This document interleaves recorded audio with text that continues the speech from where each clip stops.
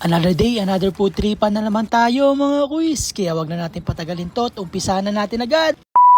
Hello mga quiz! Ngayong araw na to, nag-crib si Ate Menyo ng sisig at dinakdakan. At syempre, dito tayo sa sisig ninyo. Pero this time, ito yung ikalawang branch nila. Located lang to sa 270 Rizal Avenue, Olongapo City. At nasa mismong 7-Eleven lang sila nakapwesto sa tapat ng Caltex. At bukas sila dito mula Monday to Sunday, mula 5 PM hanggang 12 noon. Pagdating pa lang namin, marami nang namimili at meron din mga nagta-take out. Ba talaga ang lasa at lilamnam ng gawang lehitimong Kapampangan. Kaya talagang pag natikman, itong iyo'y babalik-balikan. Kaya kung pupunta ka rito, agahan mo, baka ikaw ay maubusan. Speaking of naubos na pala yung unang batch na niluto ni ate. Bago pala kami pumunta rito, marami nang namili at marami din nagte-take out. Ano naman kaya, maaari ka mag-order dito ng sisig only. Sa halagang small na 100, medium na 150, at large size na 200 pesos lang. At may available din sila dyan na sisig with rice. Nasa halagang small size na 65 pesos, medium size na 85 pesos, at available din ang kanilang dinakdakan na madalas din binabalik-balikan. At maaari nyo rin matikman sa halagang small size na 100 pesos at medium size na 150 pesos lang. Dito sa part na to mga quiz, umorder na kami ng isang dinakdakan at isang sisig. Namiss namin to mga quiz, kaya bago ko umpisahan yung putripan na to at bago ko bakbakan yung pagkain na to, tara! Kain po!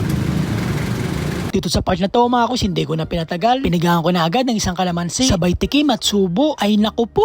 Talaga naman manyaman, Kenny. Sabay follow up at kagat nitong balat ng lechon na talaga naman malutong. At sinunod ko ng tikman nitong dinakdakan na talaga naman napaka-creamy. Na talaga naman mas yummy. At dito sa part na to mga quiz, hindi na nagpapigil si Ate Menyo. Tinikman at kinagat niya agad itong balat ng lechon. At kasunod doon, nilasahan at tinikman niya na itong sisig. Sabay piga ng lemon para sa dinakdakan. Talaga namang craving satisfied kami ni Ate Menyo. Di pa din nagbago yung sisig ninyo. Kung sakaling tinatamad ko yung pumunta sa first branch nila sa filtration or naubusan kayo doon, try at tikman nyo din dito sa second branch nila. At ginagaranti ako, hindi ako mapapaya sa inyo. Dito ko na pala tatapusin yung video na to mga quiz. Stay hydrated, keep safe, and God bless everyone. Maraming salamat. Bye!